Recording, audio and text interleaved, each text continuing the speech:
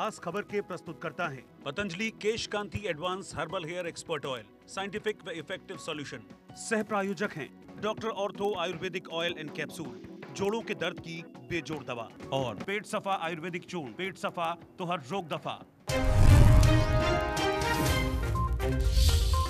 शिक्षा मंत्री गोविंद ठाकुर ने किया रेड क्रॉस मेले का उद्घाटन। कार्यक्रम के दौरान गोविंद ठाकुर का बयान आया सामने, कहा समाज को नशे से बचाने में बच्चे बन सकते हैं रोल मॉडल।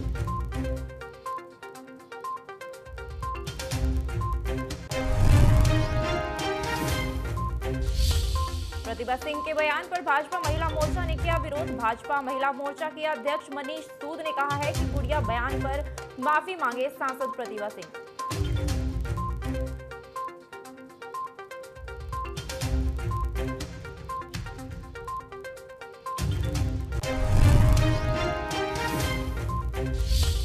लाहौल में सांसद प्रतिभा सिंह का विवादित बयान आया सामने। प्रतिभा सिंह ने गुड़िया कांड को करार दिया एक छोटी घटना, साथ ही बीजेपी पर लगाए हल्ला मचाने के आरोप।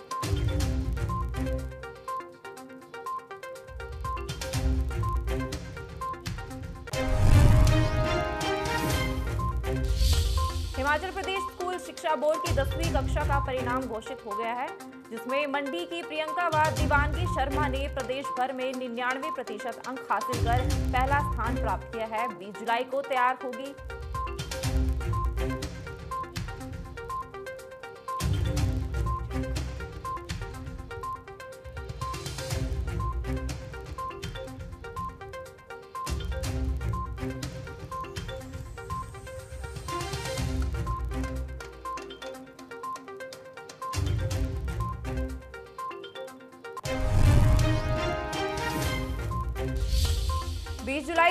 होगी कांग्रेस की चार्जशीट। प्रदेश सरकार के खिलाफ हाईकमान को चार्जशीट सौंपेगी कांग्रेस। कांग्रेस की चार्जशीट कमेटी के अध्यक्ष राजेश धर्माणी ने दी जानकारी।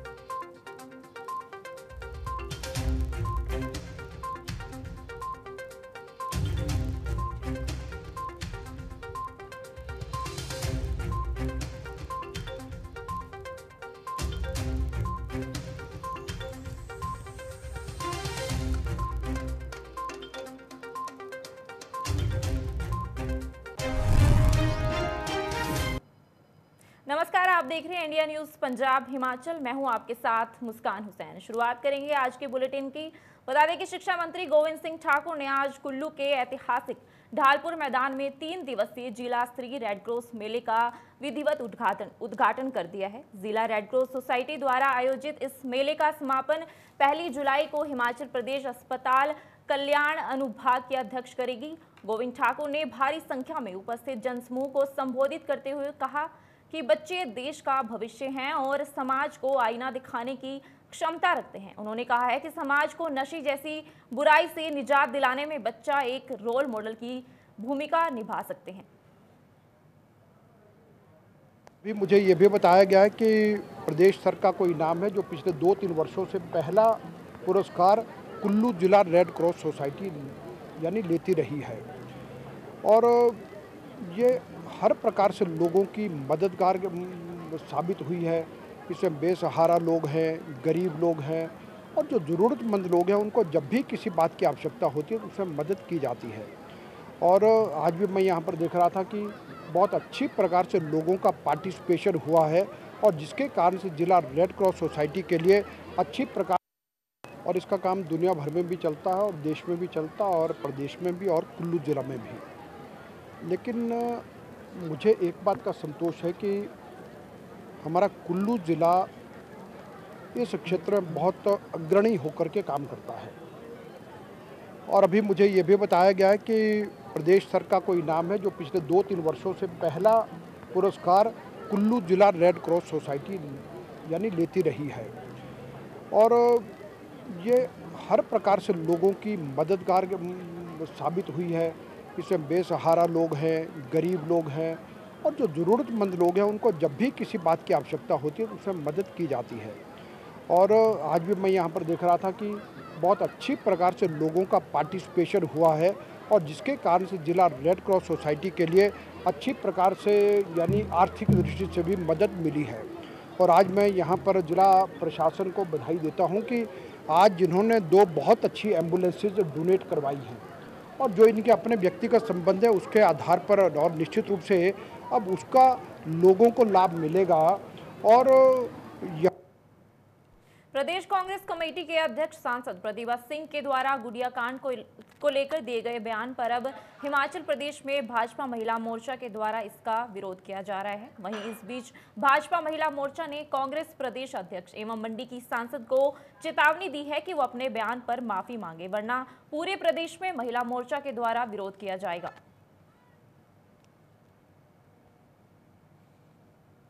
प्रतिभा सिंह जी इस अशोभनीय शब्दों के लिए और इतने शर्मनाक बयान के लिए अगर इस्तीफा नहीं देती और माफ़ी नहीं मांगती तो फिर महिला मोर्चा सड़कों पे उतरेगा। हम अपनी अध्यक्षा रशिम धरसूर जी की अध्यक्षता में सड़कों पे उतरेंगे, उनका विरोध करेंगे, क्योंकि इस तरह की बयानबाजी एक महिला सांसद को शोभा नहीं देती है।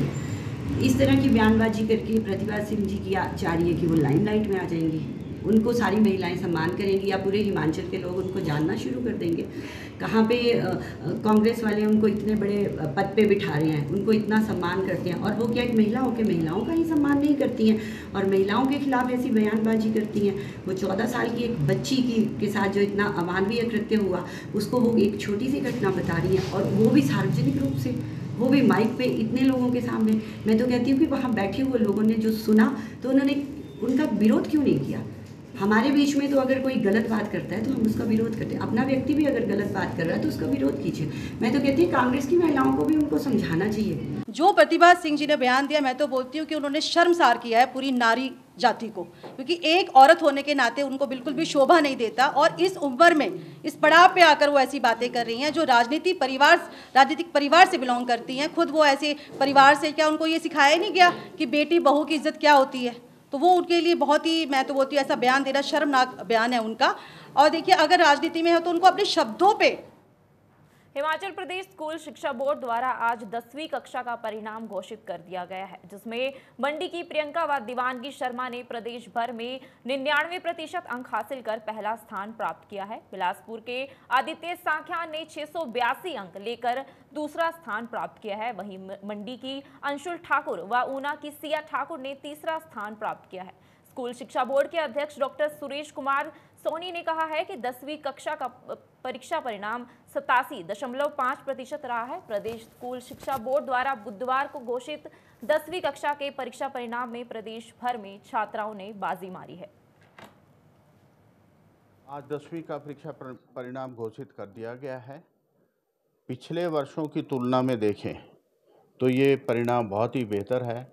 87.5% ऐसा रिजल्ट रहा है और इसमें जो पहले 10 स्थानों पर जो बच्चे और विद्यार्थी आए हैं वो उनकी संख्या 77 है और जो सरकारी विद्यालय हैं उनसे 11 विद्यार्थी पहले 10 स्थानों पर हैं और निजी विद्यालयों के 66 विद्यार्थी हैं। यदि हम कुल मिलाकर संख्या छात्राओं की देखें तो ऐसे 67 छात्राएं हैं जो कि पहले 10 स्थानों पर हैं और 10 स्थानों पर जो है वो छात्र हैं। बहुत ही बेहतर परिणाम है। सरकारी विद्यालयों में भी अगर आप देखें तो मेरिट में चाहे पहले 10 स्थानों पर उनकी संख्या कम है, लेकिन बहुत ज़्यादा संख्या में सरकारी विद्यालयों के छात्र जो हैं पास होने में उत्तीर्ण हो गए हैं और उनकी संख्या, क्योंकि आप सभी जानते हैं कि ज़्यादा संख्या जो है सरकारी विद्यालयों में होती है, तभी उसके चलते ही क्योंकि वो पास हो गए हैं उसके चलते 87.5% ऐसा रिजल्ट ये। 20 जुलाई के बाद हिमाचल प्रदेश की राजनीति में और ज्यादा उबाल आने वाला है, क्योंकि इस दिन कांग्रेस पार्टी द्वारा बनाई गई चार्जशीट कमेटी पार्टी हाईकमान को सौंप देगी। इस बात की जानकारी चार्जशीट कमेटी के अध्यक्ष राजेंद्र धर्माणी ने आज मंडी में आयोजित पत्रकार वार्ता को संबोधित करते हुए दी। राजेश धर्माणी ने पत्रकार वार्ता से पहले मंडी में कांग्रेस के सभी नेताओं के साथ बैठक की और यहां से सरकार के खिलाफ कई अहम जानकारियों को जुटाया। धर्माणी ने बताया कि कांग्रेस पार्टी जो चार्जशीट पेश करेगी उसमें हर आरोप सबूत और तथ्यों के साथ लगाए जाएंगे व कुछ जानकारियां आरटीआई के माध्यम से जुटाई गई हैं और कुछ विधानसभा में प्रश्न पूछकर। ऐसे सबूत हमें मिले हैं जो अभी तक हमारे पास सूचनाएं नहीं थी। वैसे प्रदेश स्तर पे बड़े व्यापक स्तर पे इस पे जो है काम हुआ है। बहुत सारे हमारे पास तथ्य ऐसे अवेलेबल हुए हैं जिनको हम चार्जशीट में डालेंगे। लेकिन मंडी में जो है वो कुछ और नई बातें सुनने को मिली हैं। जैसे पाइप जो है वो इतनी घटिया क्वालिटी की पाई गई। हमने वीडियो देखे कि लेंथ के अलाउ जो है वो पाइप बीच में फट गई है, इतनी घटिया क्वालिटी की है। उनको प्रॉपर डेप्थ में नहीं डाला गया, या जो बड़े डाई की पाइपें हैं उनके वेल्डिंग घटिया किस्म की लगाई है, क्योंकि उसमें पानी बहुत ज़्यादा होगा, ज़्यादा प्रेशर पे होगा, वो आने वाले समय में उस गांव में या उस एरिया में तबाही मचा सकती हैं। और इसी तरीके से सराज में जो है वो कई बीघा ज़मीन फॉरेस्ट लैंड जो है वहाँ देवदार के 4-5 हज़ार पेड़ काट के वहाँ पे माइनिंग की गई, और आज दिन तक जो दोषी हैं उनके खिलाफ कोई कार्रवाई नहीं हुई। और लीपापोती करने के लिए अब वन विभाग ने उसमें फेंसिंग कर दी और उसमें पौधरोपण कर दिया। देवभूमि हिमाचल प्रदेश के लोगों की देव आस्था और धार्मिक पर्यटन को प्रदेश सरकार बढ़ावा दे रही है। इसके तहत सरकार के महत्वाकांक्षी प्रोजेक्ट शिवधाम के दूसरे चरण का शिलान्यास सितंबर माह से पहले किया जाएगा। यह बात हिमाचल प्रदेश के मुख्यमंत्री जयराम ठाकुर ने अपने मंडी दौरे के दौरान लोगों को संबोधित करते हुए संस्कृति सदन में कही। उन्होंने कहा है कि देवभूमि हिमाचल में सभी जगह लोगों में देवी देवताओं के प्रति श्रद्धा एवं आस्था है व मंडी में गली गली में मंदिर विद्यमान होने के लिए इसे छोटी काशी भी कहा जाता है। उन्होंने कहा है कि इस देव आस्था और धार्मिक पर्यटन के दृष्टिगत सरकार ने मंडी में शिवधाम प्रोजेक्ट का 50 करोड़ के साथ पहले चरण का शिलान्यास किया है व शिवधाम के दूसरे चरण का निर्माण एडीबी के माध्यम से डीपीआर आदि बनाने की प्रक्रिया शुरू कर दी गई है। भूमि हिमाचल प्रदेश में सभी जगह देवी देवताओं के प्रति एक श्रद्धा है, आस्था है, लेकिन मंडी को तो हम छोटी काशी कहते हैं। और छोटी काशी अगर हम कहते हैं तो उसके पीछे सबसे बड़ा कारण है कि यहाँ बहुत हर गली में आप जाएंगे तो मंदिर मिलेगा, प्राचीन मंदिर मिलेगा, ऐतिहासिक मंदिर मिलेंगे। मंदिर भले छोटे हैं लेकिन उसके बावजूद भी मंदिर मिलते हैं। एक प्रोजेक्ट हमने शिवधाम के रूप में हम यहाँ पर शुरू किया है और मुझे इस बात की खुशी है कि शिवधाम का वो प्रोजेक्ट अब जमीन पर खड़ा होता दिख रहा है। अभी हमने फिलहाल उसमें फर्स्ट फेज में 50 करोड़ रुपए की लागत से उसमें हमने शिलान्यास किया है और शिलान्यास करने के पश्चात वो एक पोर्शन उसका बन करके आने वाले समय में तैयार होने वाला, लेकिन बहुत जल्दी सितंबर के महीने से पहले हमारी कोशिश है कि सेकंड फेज का भी हम शिलान्यास करेंगे। वो भी लगभग 100 करोड़ के करीब और होगा। और जब ये सारी चीजें और उसके बाद थर्ड फेज इसमें और आएगा, 3 फेजेज में होगा। और जिसके लिए एडीबी के लिए हमने अपनी जो डीपीआर वगैरह बनाने की प्रक्रिया शुरू कर दी है। बता दें कि मुख्यमंत्री जयराम ठाकुर ने प्रदेशवासियों को बड़ी सौगात दी है। 52 वर्ष के बाद प्रदेश के मंडी जिला में दूसरे विश्वविद्यालय के तौर पर सरदार पटेल विश्वविद्यालय की एक बड़ी सौगात दी है। वहीं इस अवसर पर जयराम ठाकुर ने मंडी के संस्कृति सदन में अपने संबोधन में कहा है कि हिमाचल प्रदेश के इतिहास में 52 वर्षों के बाद एक और विश्वविद्यालय की सौगात मिली है। वह हिमाचल प्रदेश यूनिवर्सिटी शिमला की स्थापना वर्ष 1970 में हुई थी और प्रदेश ने विकास की राह पर आगे बढ़ते हुए समय के साथ हिमाचल में दूसरी यूनिवर्सिटी की स्थापना की है। सरदार पटेल विश्वविद्यालय मंडी में सम्मिलित 16.18 करोड़ रुपए की लागत से निर्मित 2 खंडों का लोकार्पण कर लोगों को समर्पित करना एक सौभाग्य का विषय है।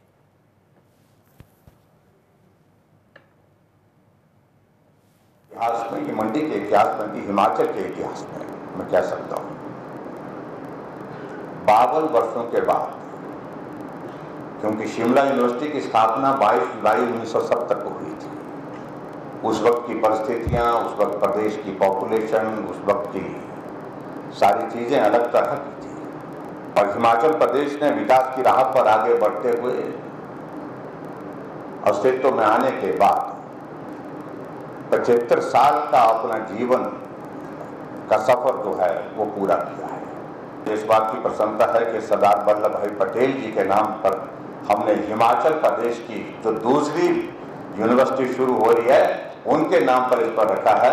इसके लिए मैं इस निर्णय का भी अभिनंदन करता हूँ। एक सौभाग्य प्राप्त हुआ कि लगभग 11 करोड़ से ज़्यादा की राशि से जो हमारा भवन बना था, जो इस विश्वविद्यालय का हिस्सा होगा, हालांकि क्लस्टर यूनिवर्सिटी के नाते उसकी शुरुआत की गई थी उस वक्त, तो वो आज बन करके तैयार हुआ, उसका विधिवत उद्घाटन किया, उसके लिए भी मैं आप सबको बहुत बहुत बधाई देता हूँ।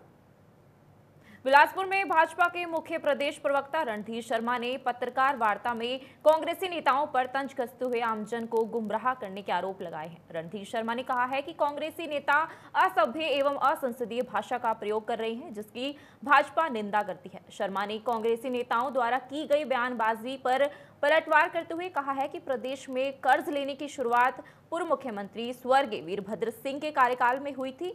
प्रदेश को कर्ज में डुबाने में काम कांग्रेस ने किया है। कांग्रेस को इस मुद्दे पर बोलने का कोई भी नैतिक अधिकार नहीं है। वह भाजपा ने जब जब कर्ज लिया है उसका प्रयोग प्रदेश के विकास में किया है। भारतीय जनता पार्टी का आरोप है कि कांग्रेस पार्टी के नेता लगातार तथ्यहीन बयानबाजी कर रहे हैं और निराधार आरोप लगा रहे हैं, और ऐसा करने में वो असभ्य और असंसदीय भाषा का प्रयोग कर रहे हैं, जिसकी भारतीय जनता पार्टी कड़ी निंदा करती है। उनके द्वारा बार बार ये कहना कि हिमाचल प्रदेश की सरकार ने इस प्रदेश को कर्जे में डुबो दिया, बिल्कुल निराधार है।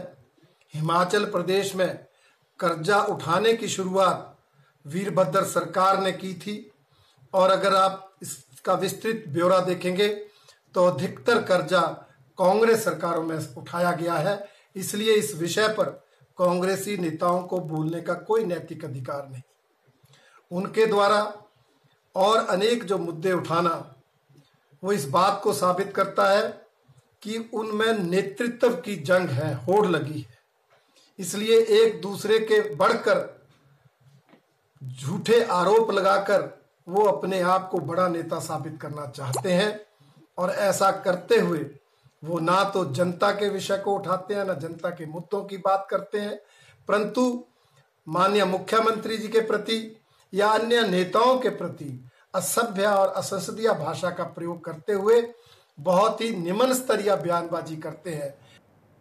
बीते दिन कुल्लू में पत्रकारों को संबोधित करते हुए भाजपा के वरिष्ठ नेता एवं पूर्व विधायक महेश्वर सिंह ने कांग्रेसी विधायक सुंदर ठाकुर पर निशाना साधा है। कहा है कि कुल्लू विधानसभा क्षेत्र में प्रदेश की बीजेपी सरकार के द्वारा विकास कार्य को तेज गति दी जा रही है, और यहां पर लोगों की जो भी समस्याएं हैं उसका भी निराकरण किया जा रहा है। लेकिन कुल्लू सदर के विधायक प्रदेश सरकार के कार्यों को भी अपनी प्राथमिकता गिना रहे हैं और कुल्लू के जनता को भ्रमित करने का भी काम कर रहे हैं। पूर्व विधायक महेश्वर सिंह ने कहा है कि आदमी को 16 कला पूर्ण होना चाहिए, लेकिन कुल्लू के कांग्रेसी विधायक सुंदर ठाकुर 17वीं कला में भी माहिर हैं। मैं 2 शब्दों में ही जवाब दे दूंगा। क्या हमारे संस्कृति में 16 कला होती है, और कुछ महानुभाव होते हैं कि 16 कला संपूर्ण होते हैं, लेकिन ये जो 17वीं कला है जो बड़ी खतरनाक है,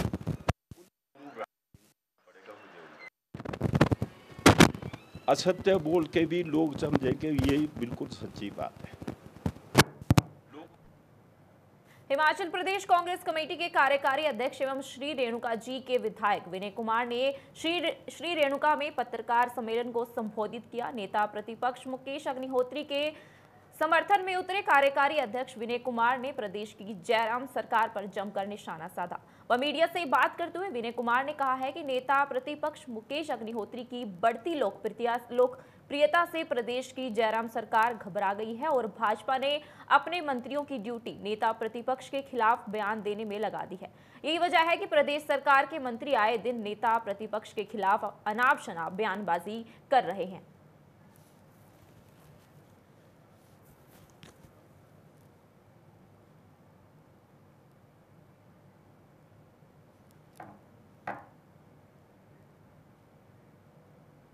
बीते दिन पौड़ा साहिब में एक 55 वर्षीय व्यक्ति की सांप द्वारा काटे जाने से मौत हो गई। जानकारी के अनुसार व्यक्ति पौड़ा साहिब के नवादा गांव में एक क्रैशर में काम करता था। व्यक्ति रात के समय अपने घर में सोया हुआ था कि अचानक उसे सांप ने काट लिया। जैसे ही उसके परिजनों को यह पता चला कि व्यक्ति को सांप ने काट लिया है, तो वे उसे तुरंत सिविल अस्पताल पौड़ा साहिब लेकर पहुंचे, मगर वहां पहुंचने से पहले ही उसकी मौत हो गई। शव को पोस्टमार्टम के लिए शवगृह में रख दिया गया है और पुलिस को जानकारी दी गई है। पोस्टमार्टम के बाद ही मौत के असली कारणों का पता चल पाएगा। पोस्टमार्टम के बाद शव पुलिस को सौंप दिया जाएगा।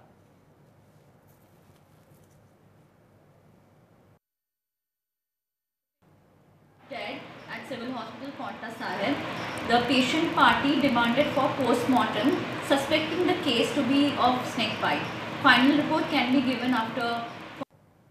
आगामी विधानसभा चुनाव को लेकर आरोप प्रत्यारोप का दौर लगातार जारी है। अपने कांगड़ा के चुनावी दौरे के दौरान कांग्रेस पार्टी के सह प्रभारी संजय दत्त ने सीएम जयराम ठाकुर पर निशाना साधा है। उन्होंने नेता प्रतिपक्ष मुकेश अग्निहोत्री और मुख्यमंत्री जयराम ठाकुर के बीच चल रहे वाकयुद्ध पर भी अपनी प्रतिक्रिया जाहिर की है और कहा है कि दोनों ही पदों की अपनी अपनी गरिमा है। नेता प्रतिपक्ष भ्रष्टाचार को उजागर कर रहे हैं और मुख्यमंत्री बौखलाकर अब उनके खिलाफ कुछ भी अनाप शनाप बयानबाजी कर रहे हैं। कैप्टन संजय प्राचर जी ने हमें ये रोज़गार जो कोरोना के दौरान दिया है उससे हमें बहुत ही लाभ मिला है। हमने बहुत अच्छे से काम किया है यहाँ पे और सेल्फ डिपेंड होके अच्छे से काम कर रहे हैं। हाँ जी, हम चाहते हैं कि कैप्टन संजय प्राचर जी और यहाँ पे ज़्यादा से ज़्यादा मशीनें यहाँ पे ले आएँ, जिससे कि और लेडीज़ को भी काम करने का मौका मिले, जिससे कि बेरोज़गारी जो है वो कम हो। हम तो यही बोलते हैं कि हमारा यानी कि ये जो रोज़गार खोला है ये और आगे बढ़े। और यहाँ पे जैसे हम एक साल से काम कर रही हैं, हम 4 लेडीज़ थी और एक कटिंग मास्टर था जो कि एक साल से रेगुलर काम कर रही हैं और हमारे अभी 4 मशीनें और आ गई हैं। उस पे जो लेडीज़ आज उनके इंटरव्यू होने वाले हैं और रखी जाएंगी लेडीज़। शायद आगे भी इससे और काम बढ़ेगा और भी मशीनें आएंगी। मैं तो यही बोलना चाहती हूँ कि कैप्टन संजय प्राचर ने जो ये काम खोला है, हम लेडीज़ जो भी थी उन्होंने हमें अपने घर द्वार पे काम दिया और हम बिल्कुल इंडिपेंडेंट होकर काम कर रहे हैं और हम बहुत अच्छा कि हम बहुत अच्छा इनका वो कर रहे हैं काम और हम उनका दिल से अभिनंदन करते हैं कैप्टन संजय प्राचर जी का। और हमें यहाँ का काम करते हुए 1 साल कंप्लीट हो गया। आज नई जो मर्चेंट नेवी की ड्रेसेस बन रही हैं कैप्टन संजय प्राचर द्वारा ये खोला गया, फिर हमने यहाँ पे ट्रेनिंग ली, उसकी वजह से हम ये ड्रेसेस आज बना रहे हैं। पंजाब में आम आदमी पार्टी की सरकार ने 1,55,860 करोड़ का पहला बजट पेश किया है। धर्मशाला में आपके प्रदेश प्रवक्ता पंकज पंडित ने पत्रकार वार्ता में पत्रकारों को संबोधित करते हुए कहा कि भगवत मान सरकार का यह संतुलित बजट पंजाब की आम जनता को एक तोहफा है जिसमें हर वर्ग की सुविधाओं का ध्यान रखा गया है। यह बजट रंगला पंजाब के सपने को साकार करने वाला बजट है जिसमें किसी भी तरह के टैक्स को नहीं बढ़ाया गया है। पार्टी ने पंजाब में अपना पहला बजट प्रस्तुत कर दिया है। ये देश का पहला बजट है जिसमें हम लोगों ने जन की बात की है, लोगों के सुझाव मांगे थे, हज़ारों लोगों ने सुझाव दिए थे। ये पहला टैक्स फ्री बजट है जिसमें जो हमने वादे किए थे उन्हें पूरा करने का प्रयास किया है। ये हमारा बजट रोजगार, शिक्षा, स्वास्थ्य, भ्रष्टाचार व कानून व्यवस्था को मजबूत करने पर आधारित बजट है। मैं आपको बता दूं, इस बजट में जहां हमने शिक्षा के क्षेत्र में शिक्षा को मजबूती देने, शिक्षा का स्तर सुधारने के लिए विशेष बजटीय प्रावधान किया है, वहीं पर हमने स्वास्थ्य के क्षेत्र में 117 मोहल्ला क्लिनिक बनाने के लिए बजटीय प्रावधान किया है। रोजगार पर मैं कहूँ लगभग 27,000 रोजगार सृजित करने व 35,000 कच्चे मुलाजिमों को पक्का करने के लिए हमने खाली घोषणा नहीं की है, 750 करोड़ रुपए के बजट का प्रावधान किया गया है। बता दें कि देश के सबसे पुरानी नगर परिषदों में शुमार नाहन नगर परिषद की हाउस की बैठक मंगलवार को जिला मुख्यालय नाहन में आयोजित की गई, जिसमें शहर के सौंदर्यीकरण सहित कई महत्वपूर्ण निर्णय लिए गए। बैठक की अध्यक्षता नगर परिषद की अध्यक्ष श्यामा पुंडीर ने की। दरअसल बैठक में शहर के विभिन्न वार्डों में सीसीटीवी कैमरे लगाने के फैसले पर विचार विमर्श किया गया। बता दें कि शहर में करीब 1 करोड़ रुपए से अधिक का हाउस टैक्स लंबित पड़ा है। इसके अलावा भी कई अहम निर्णय बैठक में लिए गए। आज हमारी हाउस की जनरल बैठक हुई जिसमें बहुत सारे डिसीजन लिए गए और इसमें जो सबसे महत्वपूर्ण डिसीजन है वो ये लिया गया कि जो भी हमारे हाउस टैक्स के जो पेंडिंग किराएदार हैं उनको हाउस टैक्स जो हमारे पेंडिंग उसमें 10% की रिबेट कमेटी की तरफ से दी जाएगी और उनसे आह्वान किया जाता है कि वो जल्दी से जल्दी अपना हाउस टैक्स सबमिट कराएं जो भी पेंडिंग है उनका, क्योंकि हमारे कुछ किराएदार हैं वो कुछ हमारे जो प्रॉपर्टी होल्डर हैं जिनका 2001 से पेंडिंग है, तो उनको 10% की रिबेट अगले 1 महीने के लिए दी जा रही है। अगर वो विदिन 1 महीने अपना हाउस टैक्स जमा कराते हैं तो उनको उसमें 10% की रिबेट कमेटी की तरफ से दी जाएगी। इसके साथ साथ रानीताल का जो हमारा है वो हमारे को मोहम्मद साबिर की एप्लीकेशन मिली थी, जिसको हमने 1.5 लाख रुपये सालाना के तौर पे 1 साल के लिए अभी दिया है, जिसको अगर उनका काम सेटिस्फैक्ट्री होता है तो 3 साल के लिए बढ़ा दिया जाएगा। इसमें वो उसका रानीताल की साफ़ सफाई, उसका रख रखाव, उसकी जो सिक्योरिटी पॉइंट ऑफ व्यू से होगा, वो सारी चीज़ों का उसका हॉलिस्टिक व्यू करेंगे। इसके साथ साथ शहर में सीसीटीवी लगाने के लिए भी एक एप्लीकेशन आई है, जिसमें फंडिंग के अरेंजमेंट के लिए गवर्नमेंट को लिखा जाएगा, ताकि पूरे शहर में जो है सीसीटीवी कैमरेज लगाए जाएं, जिससे कि निगरानी बनी रहे और जो क्राइम्स हैं और जो कूड़े डालने वाले हैं उनके ऊपर सख्त से सख्त कार्रवाई की जाए। फिलहाल के लिए बस इतना ही। तमाम खबरों के लिए देखते रहिए इंडिया न्यूज़ पंजाब हिमाचल। नमस्कार।